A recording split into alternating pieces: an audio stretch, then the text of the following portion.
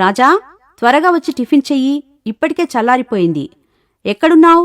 త్వరగా రా అంటూ రూంలోకి వచ్చి చూసింది. రాజా బైబిల్ చదువుతూ కూర్చోవడం చూసి ఆమె కోపం ఎక్కువైపోయింది. నీవల్ల నాకు గత వారమంతా ఆలస్యమైపోయింది అని బైబిల్ లాక్కొని త్వరగా వచ్చి తిను అని తీసుకెళ్ళింది. రాజా, అమ్మ ఇద్దరూ టిఫిన్ ముగించారు. అమ్మా, నాకు ఒక జవాబు కావాలి అని అడగబోయాడు. ఇవన్నీ తర్వాత అని కారెక్కించి వెళ్తూ ఉండగా, రాజా, నీ ప్రశ్న ఏంటి, ఇప్పుడు చెప్పు అని అడిగింది అమ్మ. రాజా ప్రారంభించాడు. మమ్మీ, యేసు ప్రభువులు ఎందరూ, ఒకరా ఇద్దరా అని అడిగాడు. రాజా, ఏంటి ఈ ప్రశ్న? ఎక్కడ నేర్చుకుంటున్నావు ఇవన్నీ? ఎందుకు ఇవన్నీ నీవు ఆలోచిస్తున్నావు అని మళ్ళీ కోపంగా అడిగింది.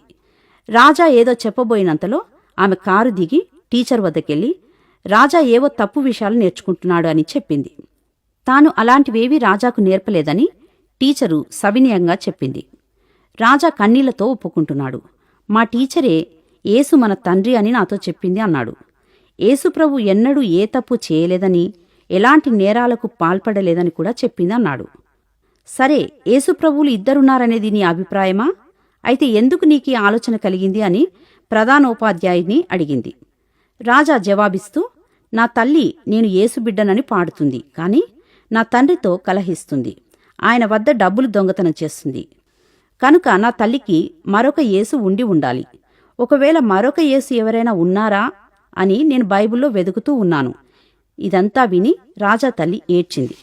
మన మాటలు మన భక్తి కంటే ఎక్కువగా పిల్లలు మన జీవితాన్ని పరీక్షిస్తారు అనేది మనం గుర్తుంచుకోవాలి. మన జీవన విధానం పిల్లలకు మాదిరి అయి ఉండాలి. మరి మనం మారవలసిన విషయాల్లో మార్పు చెంది పిల్లలకు మాదిరిగా జీవిద్దామా?